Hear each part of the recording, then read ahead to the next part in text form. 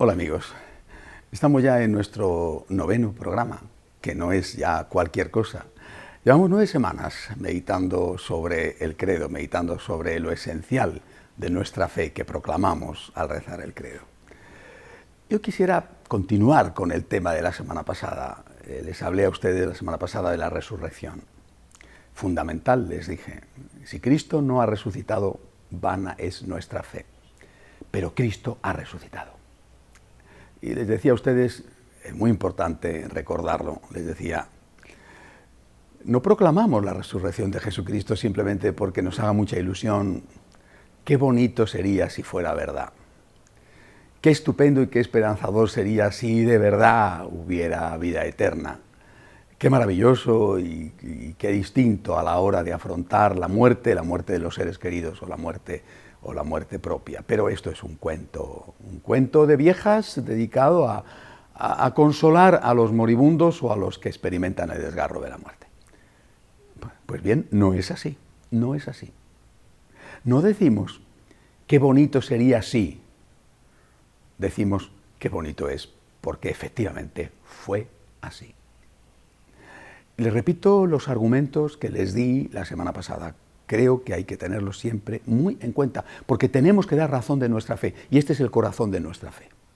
De hecho, los textos evangélicos empezaron a escribirse a partir de este acontecimiento, la muerte y resurrección de Cristo. Después, poco a poco, se fueron ampliando, fueron recogiéndose las distintas tradiciones de los testigos, contando el resto. Yo estuve allí cuando curó a fulanito. Yo le escuché decir aquel maravilloso mensaje. Yo estaba en la ladera del monte cuando dio el sermón de las bienaventuranzas. A mí me ha contado la Virgen María lo que pasó en Belén. A mí me lo contó San José. Bueno, y se hace el resto del Evangelio. Pero el corazón, el meollo, lo esencial. Cristo ha muerto, Cristo ha resucitado. ¿Cómo ha muerto? ¿Y qué pasó para estar seguros de que ha resucitado? La certeza de la resurrección nos viene de los testigos. Esos testigos que dieron la vida por decir lo que vieron, lo que tocaron, lo que escucharon. Esos testigos que no pudieron mentir, y no pudieron mentir porque nadie miente para que a uno le desuellen vivo como a San Bartolomé, o le corten la cabeza como a Santiago, o le crucifiquen boca abajo como a San Pedro. El testimonio de aquellos es lo que nos da la certeza. Y dicen, bueno, el testimonio no es tan importante. Oiga, ¿y entonces qué prueba quiere usted? Ahí tiene la sábana santa, inexplicable. ¿Qué prueba quiere usted? Resulta que por el testimonio de varios se puede mandar a una persona a la silla eléctrica, en los países donde hay pena de muerte, o a la cárcel. Por el testimonio de algunos que no se juegan nada al decir ese testimonio, que afirman que fulano efectivamente entró y robó, o fulano efectivamente entró y mató. Por el testimonio de algunos se condena a una persona. Y en cambio, por el testimonio de estos que sufrieron persecución por decir lo que habían visto, por el testimonio de estos algunos no creen. De verdad, nosotros tenemos que tener la certeza absoluta, sin el más mínimo atisbo de duda, de que hay vida eterna, de que hay vida después de la vida. Y esto lo afirmamos sin la más pequeña duda, sin dejar además ni un átomo a la duda. Lo afirmamos con la misma certeza con que afirmamos las cosas que la ciencia nos demuestra, porque hay el testimonio de aquellos que dieron la vida por decir que Cristo había resucitado. Y si Cristo ha resucitado, todo lo que Cristo dice es verdad. Él es el Hijo de Dios. Y si Cristo ha resucitado, yo también resucitaré, lógicamente, en el último día. No, como expliqué la semana pasada, no del mismo modo que la resurrección de Cristo, que fue un aquí, que tenía como objetivo demostrar esa resurrección. Terminamos el mensaje, la meditación de la semana pasada, hablando de la ascensión del Señor al cielo, del mandato misionero, de cómo Él nos dice, yo he hecho mi parte, he hecho lo que tenía que hacer, pero ahora os toca a vosotros. No puedo estar siempre llevándoos en brazos, es decir, por vuestro bien tenéis que ser vosotros ahora. He hecho lo que tenía que hacer. me he hecho hombre, he vivido como un hombre, mi categoría de Dios se ha mantenido, pero la he ocultado, es decir, no he vivido como un Dios, sino como un ser humano, que es lo que también soy. He muerto, he resucitado y ahora os toca a vosotros. Porque de lo contrario, estaríais siempre dependiendo de que yo hiciera milagros o de que yo hiciera el esfuerzo y vosotros tranquilamente. No, ahora os toca a vosotros. Ha llegado vuestra mayoría de edad. Es verdad, dice Jesús, que no os voy a dejar solos y que os voy a mandar a alguien que os ayude, el Espíritu Santo, sobre el cual meditaremos más adelante. Pero ahora os toca a vosotros. Es la hora vuestra, es la hora de la Iglesia, es la hora de mis seguidores con la ayuda de Dios. Pero ahora os toca a vosotros.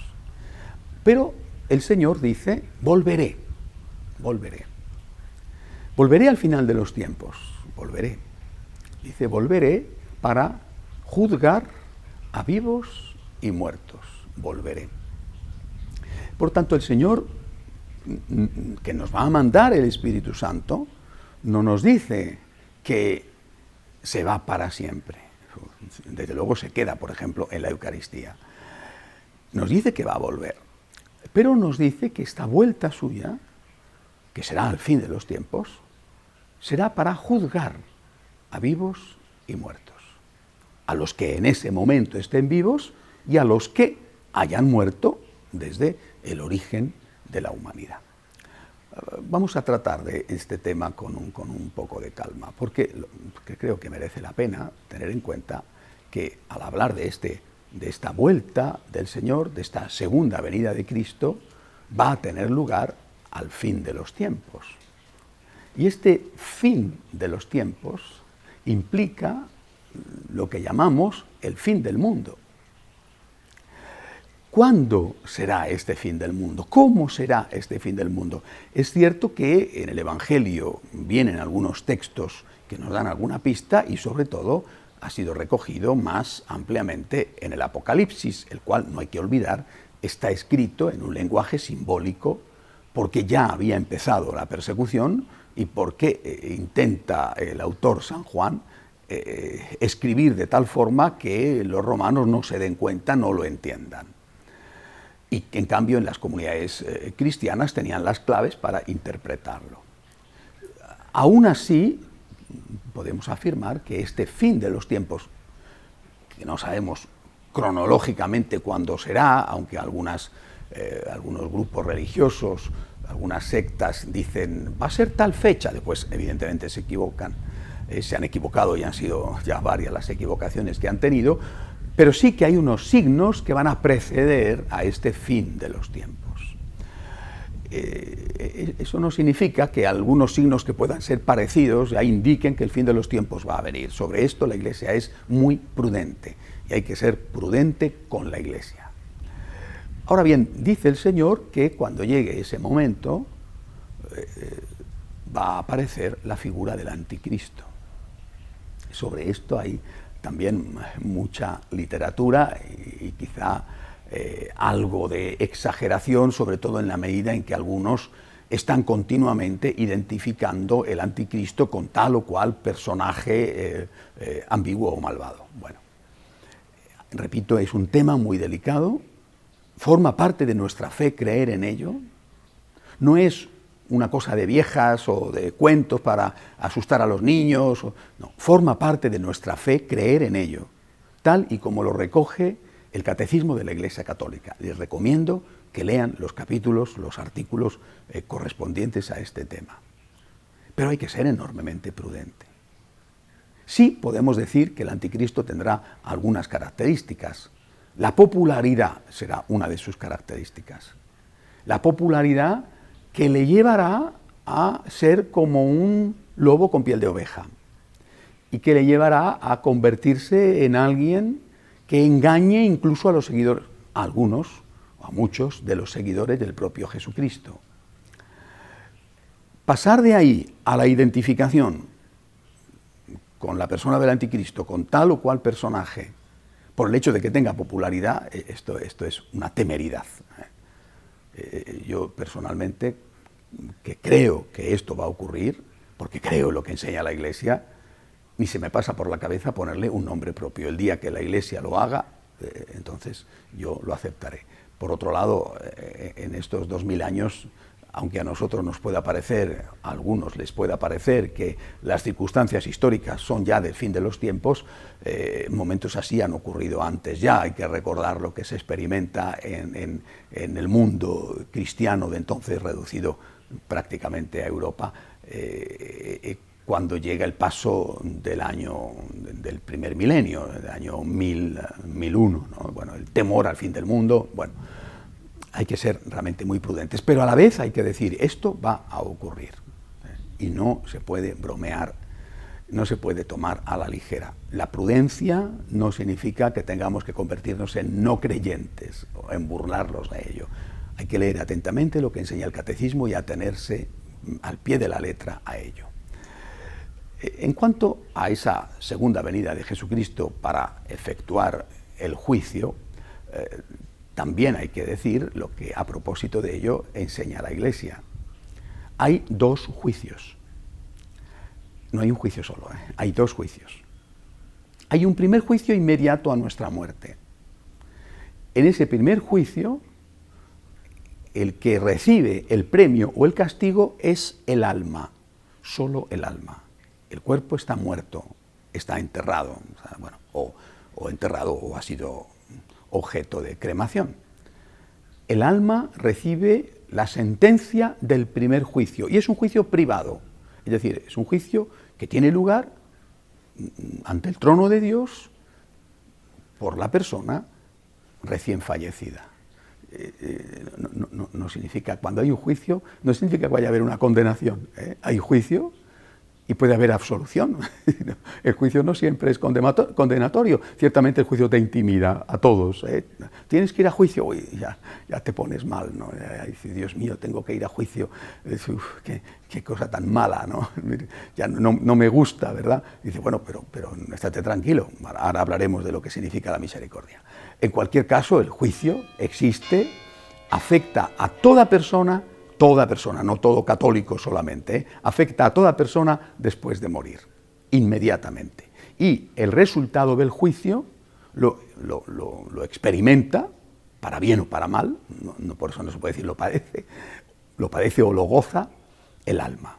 Bueno, y después habrá un segundo juicio, el juicio llamado juicio final. Este primero se llama juicio personal. El juicio final, que será un juicio público, donde aparecerán a los ojos de todos las obras buenas y las obras malas de nuestra vida, y en ese juicio final, que tendrá lugar al final de los tiempos, cuando sea la segunda venida de Jesucristo en poder y en gloria, en ese juicio final, también el cuerpo, y el cuerpo ya resucitado, recibirá el premio o el castigo definitivo. La primera etapa solamente recibirá el premio o el castigo el alma, mientras que después de ese juicio final, también el cuerpo resucitado participará del gozo o participará del castigo. Naturalmente, cuando uno muere, la sentencia es inmediata y el cuerpo va a recibir eso cuando llegue el momento final. Es verdad que hay un concepto de tiempo que está limitado al tiempo como medida de paso de cosas mudables y que a lo mejor no se va a cumplir con nuestro concepto de tiempo aquí y ahora en el tiempo histórico con lo que es el tiempo después de la muerte en el más allá. Esto es un misterio que no sabemos. Lo que sí que podemos decir es que va a haber un juicio, que no son bromas, que no pensemos que va a haber salvación para todos, que el Señor habla reiteradamente del infierno, que el Señor habla una y otra vez del castigo, y que estas palabras son palabras de Cristo, que no podemos abusar del texto evangélico entrando a él para quitar aquello que no está de moda, como muchos están haciendo. Hay juicio inmediatamente después de la muerte. Y habrá personas que sean llamadas a la vida eterna gloriosa, y otras personas serán llamadas a la vida eterna en castigo, en penitencia, separados de Dios, en el infierno. Si tú mueres y no estás en gracia de Dios, si tú mueres enemistado con Dios, si tú mueres odiando a Dios, separado de Dios, sin haber querido reconciliarte con Dios, vas a experimentar el castigo divino. ¿Te castiga Dios? ¿Puede un padre castigar a un hijo para siempre? Creo que hay que verlo de otra forma. Eres tú el que te castigas a ti mismo y tu padre respeta tu libertad. Por ejemplo, por lo menos en español, solemos decir, el estudiante suele decir, he aprobado, me han suspendido. Es decir, considera que si ha aprobado es por mérito suyo, pero si ha suspendido ha sido por culpa del profesor. He aprobado, me han suspendido. Bueno, vamos a ver. Seguramente esta es una forma de hablar que no es correcta. A lo mejor habría que decir, me han aprobado y he suspendido. Dios no quiere la muerte del pecador, sino que se arrepienta y viva. Dios no quiere condenar a nadie. Cristo no vino al mundo para condenar al mundo. Pero el Señor dice que el mundo ya está condenado por su pecado, porque no ha recibido al Hijo del Hombre, no ha querido acoger al mensaje, al mensajero. Por tanto, es el hombre el que se condena a sí mismo cuando se obceca e insiste en la separación de Dios, cuando no quiere acoger el regalo de la salvación que el Señor le da y que ha ganado para él con su sangre derramada. Habría que decir, por lo tanto, Dios me salva, yo me condeno. Esto sería más apropiado. No, Dios me condena, no. Dios me salva, yo me condeno. El profesor me aprueba, yo me suspendo. Me han aprobado, he suspendido. Cristo es el Salvador. El Dios en el que creemos es el Dios de la infinita misericordia. Y la misericordia se ríe del juicio. Es una frase del Antiguo Testamento que Jesucristo recoge. Aprended lo que significa misericordia quiero y no sacrificios. Pero el juicio existe. Este equilibrio hay que mantenerlo. Y yo temo que hoy no se esté manteniendo. Porque hay un concepto de misericordia que me parece que puede ser muy popular, muy agradable de escuchar, pero que no me parece que sea compatible con las enseñanzas de Jesucristo. Cuando uno coge el Evangelio entero, advierte la gran cantidad de veces en que el Señor habla del infierno y de la existencia del infierno. Por ejemplo, justamente cuando Cristo está hablando de su segunda venida, vendrá el Hijo del Hombre en poder y en gloria, se sentará a la derecha del Padre para juzgar y pondrá a unos a su derecha y a otros a su izquierda. Y dirá a los de su derecha, venid benditos de mi Padre, porque he tenido hambre y me habéis dado de comer. Y estos le dirán, ¿cuándo, Señor? Cuando lo has hecho al más pequeño, a mí me lo has hecho. Qué bonito. Pero se olvida deliberadamente que a continuación dice, pondrá a otros a su izquierda y les dirá, id malditos de mi Padre. Malditos. Esta palabra la pronuncia Jesús. No solo dice la bella, consoladora palabra de benditos, también dice id malditos, id al fuego eterno, preparado para el demonio y sus ángeles. ¿Por qué? Porque he tenido hambre y no me has dado de comer. ¿Cuándo? Si no he vivido contigo. Cuando no lo has hecho con el más pequeño, a mí me lo has negado. Negar esto, es decir, negar estas palabras de Jesús, es traicionar el mensaje. Y hoy se hace esto. Se está presentando un Dios acaramelado, bonachón. En el fondo, se está quitando una parte del mensaje, una parte de la verdad, y por tanto se está haciendo una herejía. Porque la peor mentira es la media verdad. Dios es la infinita misericordia. Esto es una gran esperanza para nosotros. Pero esa misericordia la tienes que acoger. Si tú no la acoges, no llega a ti.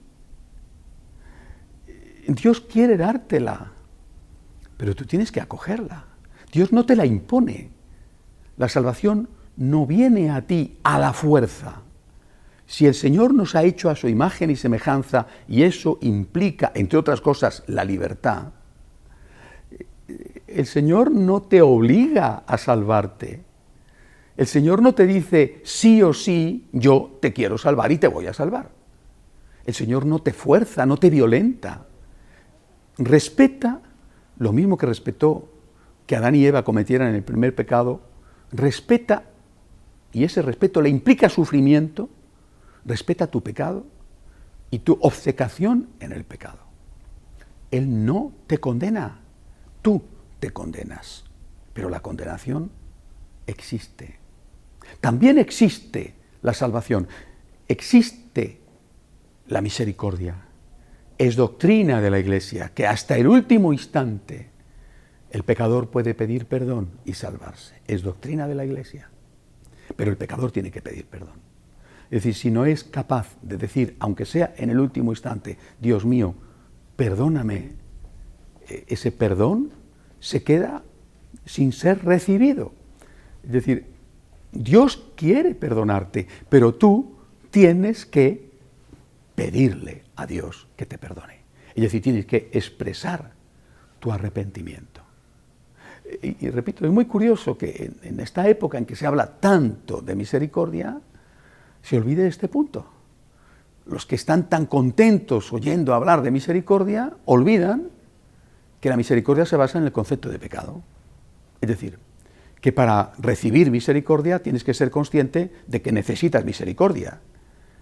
Y para hacerte consciente de que necesitas misericordia, tienes que ser consciente de que te has equivocado, de que has obrado el mal. Repito, es muy curioso y muy peligroso que se hable tanto de misericordia y no se hable de pecado. Yo no he hecho nada malo. Yo me he portado siempre bien. Lo que yo he hecho no está mal. En cualquier tema, ¿eh? En el tema, por ejemplo, de los divorciados vueltos a casar. Poner un ejemplo. Y no es seguramente ni el más importante ni el único, ¿eh? Pero poner un ejemplo. Yo no he hecho nada malo. Yo me he divorciado, me he vuelto a casar, sin haber conseguido previamente la nulidad matrimonial, y yo no he hecho nada malo. Tengo derecho a ser feliz, tengo derecho a realizarme, tengo derecho... Eso sí, Dios es misericordioso. Entonces, dicen algunos, incluso algunos importantes, entonces puedo comulgar, porque Dios es misericordioso. Bueno, pero vamos a ver, Dios es misericordioso, pero tú tendrás que reconocer que has obrado mal. Si tú empiezas diciendo que no has hecho nada mal, ¿cómo va a ser Dios misericordioso? Es que es absurdo, es ilógico. Claro que vivimos en una época donde lo ilógico, lo absurdo, con tal de que sea sensiblero, hace carrera, ¿eh? Pero es, repito, absurdo, es ilógico, no tiene sentido. Para recibir la misericordia de Dios tienes que reconocer que has pecado. Si reconoces que has pecado y tienes un propósito de enmienda, eso es otra cuestión. No te quepa duda de que la misericordia de Dios llega a ti inmediatamente. Inmediatamente que tú dices, Señor, perdóname. El perdón de Dios entra ya en tu alma y te reconcilia con Él. Pero tienes que reconocer que has pecado. La misericordia es, dice Jesús, es más fuerte que el juicio, se ríe del juicio. Claro, esta es nuestra esperanza. Pero la misericordia se recibe cuando uno, como nos enseña la Iglesia, admite sus pecados, hace propósito de enmienda, confiesa los pecados al confesor, cumple la penitencia. Me duelen mis pecados, pido perdón por ellos, yo sé que Dios me perdona. Esta es nuestra esperanza. Seguiremos, si Dios quiere, la semana que viene. Hasta entonces, amigos.